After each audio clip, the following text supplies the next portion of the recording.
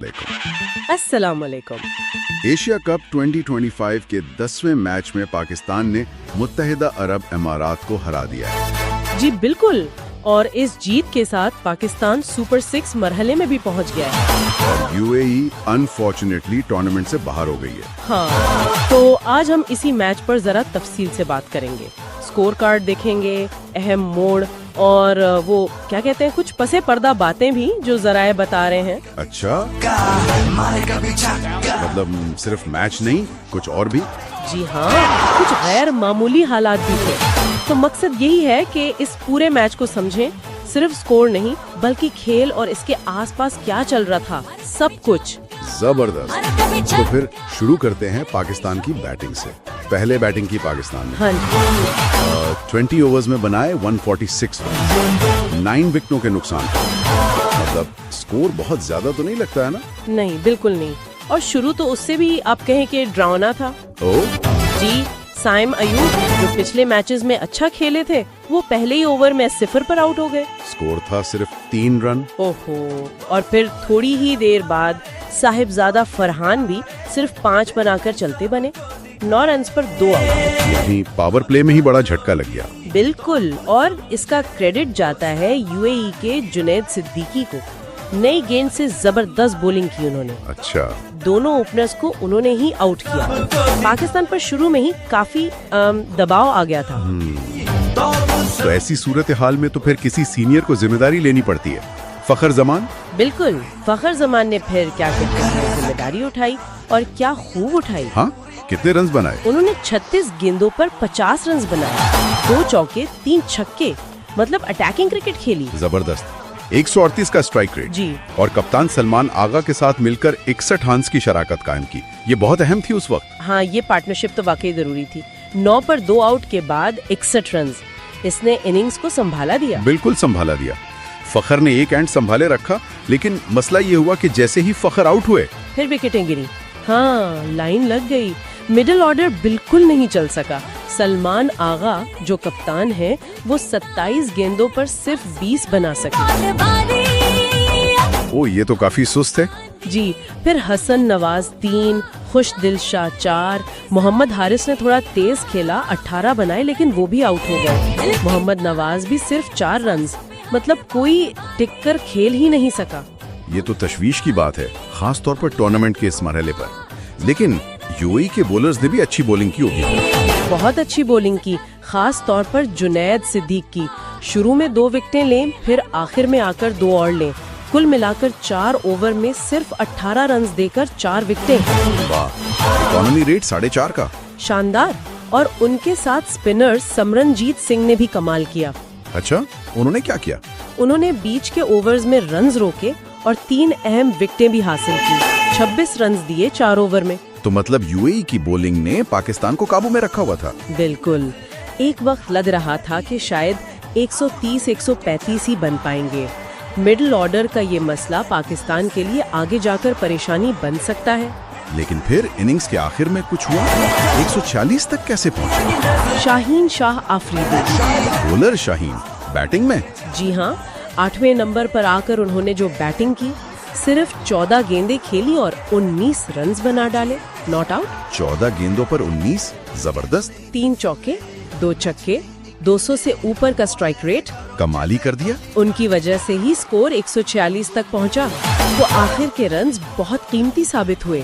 और कुछ extra runs भी मिले थे शायद। हाँ, 13 इजाफी रन्स भी थे, leg bye, wide, no ball मिलाकर, वो भी अहम थे। खुलासा ये कि पाकिस्तान की बैटिंग शुरू में लड़खड़ाई, फखर ने संभाला, मिडिल ऑर्डर फिर फ्लॉप, लेकिन शाहीन ने आखिर में बचा लिया। बिल्कुल, यही कहानी थी। 146 एक लड़ने लायक स्कोर था, लेकिन आसान हदफ भी नहीं था। सही। तो अब आते हैं यूएई के जवाब। हदफ था 147 रन। जी। और वो बना सके सिर्फ 105 रन।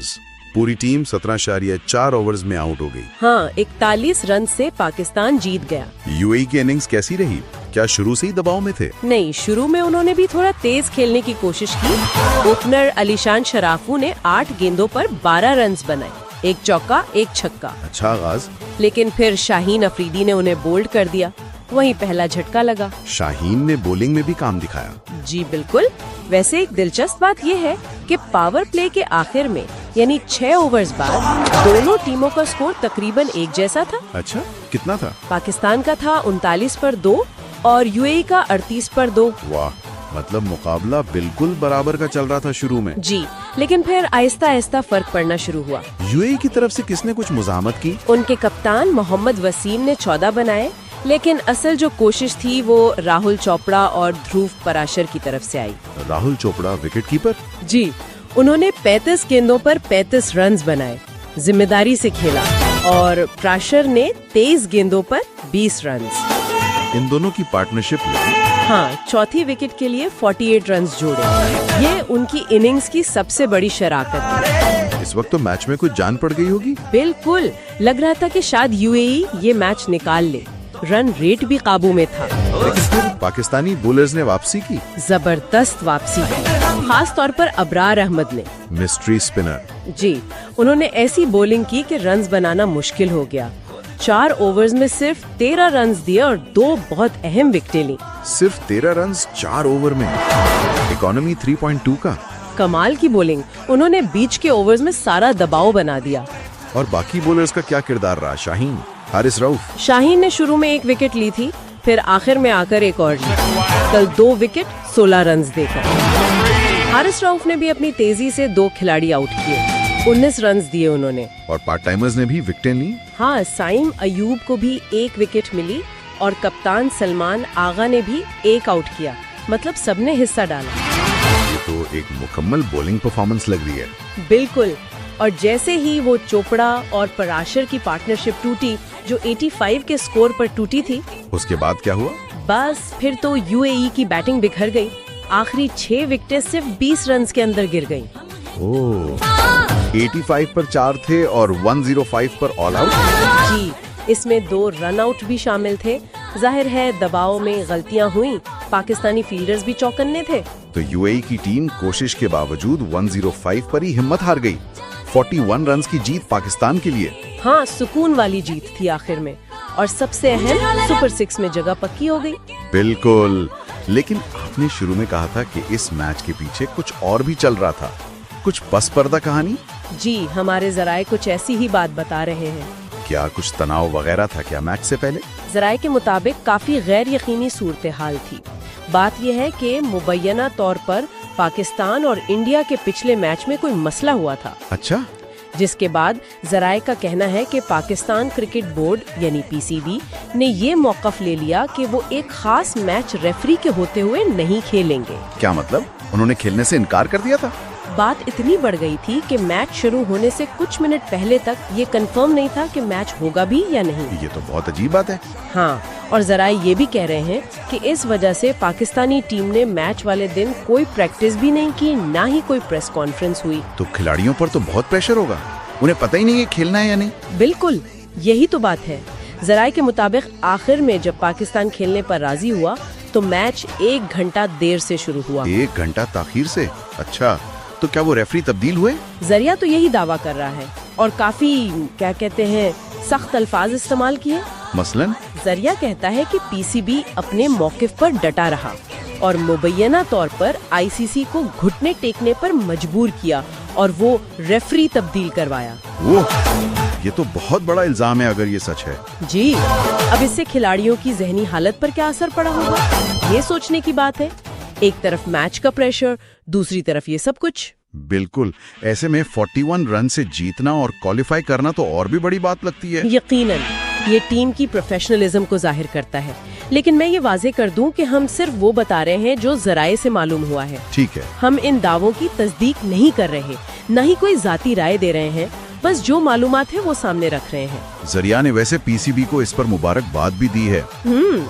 तो अगर हम पूरे मामले को समेटें, पाकिस्तान ने बैटिंग में उतार चढ़ाव के बाद 146 बनाए। फखर की 50 और शाहीन का फिनिश अहम था। जी। यूएई ने जवाब में कोशिश की, चोपड़ा और प्राशर ने पार्टनरशिप बनाई, लेकिन पाकिस्तानी बॉलिंग खास तौर पर अबरार और शाहीन उन पर हावी रही। बिल्कुल, वो 105 पर आउट हो गए। नतीजा, पाकिस्तान 41 रन से जीता, सुपर 6 में पहुंचा, यूएई बाहर। और ये सब उस मुबैना पसे पर्दा तनाव के बावजूद हुआ।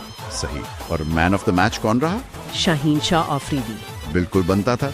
पहले वो तेज रफ्तार 29 रन नॉट आउट, फिर 2 अहम विकेटें, ऑलराउंड कारकर्दगी।